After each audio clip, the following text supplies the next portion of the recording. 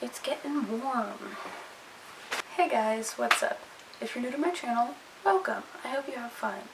And if you're coming back, what's up? Thank you.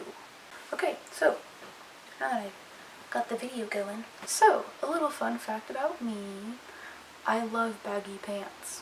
And if you don't know what I mean by baggy pants, I mean pants like this.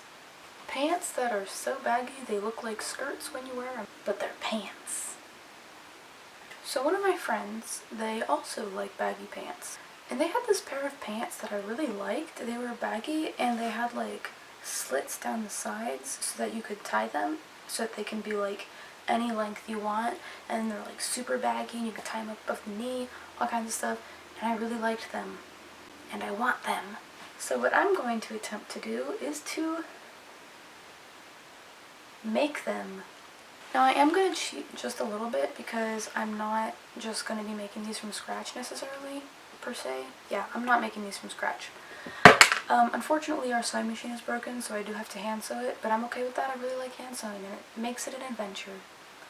Anyways, what I'm going to be doing is I'm going to alter a skirt to be the pants. This little monstrosity of mine, oof, it is a t-shirt poorly sewn to a skirt, and it's really incredibly hard to explain. I'd rather not have to explain it. So moving on. This could take a while, and I'm okay with that. I'm fully prepared. I know what I'm getting myself into, especially because I'm hand sewing. Anyways, so I'm going to attempt to use the skirt part of this to make pants. Baggy skirt pants. Baggy skirt pants. That's what I'm calling it.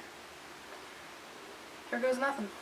Okay, so I'm recording this voiceover and it's been about 2 weeks since I actually made this video, so I want to apologize that I didn't get it done sooner. It was finals and I got just overwhelmed with work and I had to prioritize school, unfortunately. So anyways, jumping right in, I guess since I'm doing it like a time lapse of me working on it for the span of the video, I'm just gonna explain the process I went through in this handy dandy voiceover. I hope it goes well. Especially because there's like 7 or 8 minutes of time lapse last I checked. So yeah, we're gonna see if I'm actually able to talk that long. I might get off topic, but I'm gonna do my best to just bust out the description of what I did and save all the tangents for the end, but no promises. Okay, so because I was making this from a sad attempt at making a dress from a t-shirt and a skirt, I had to remove the t-shirt from the skirt, and it was a lot of seam ripping.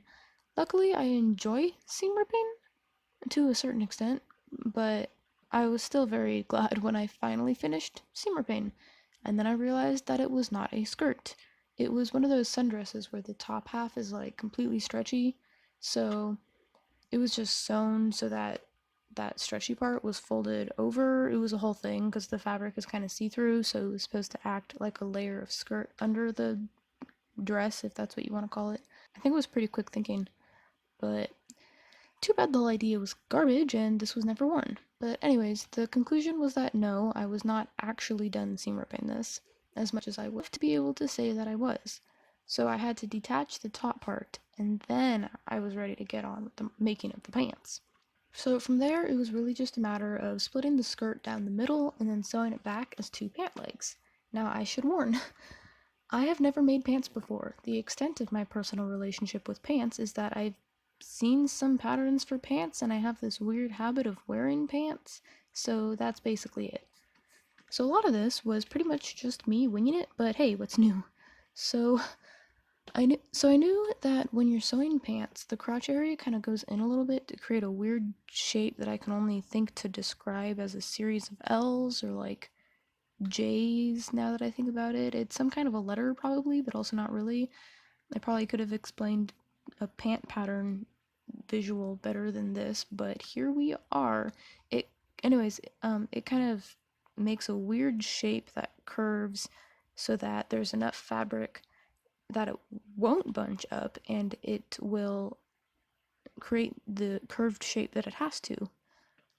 So, with that being said, I would like to say that I did my best to create this effect, but I probably did not. At the time, I thought I was being smart and found a loophole, but spoiler, the crotch ended up super bunchy and it doesn't look as nice as I thought it would.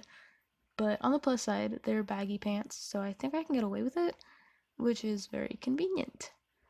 They're still comfortable too, so it's kind of like whatever. I'm probably gonna end up going and fixing it later, but anyways, because of the material, it works really well for the purpose of these baggy pants.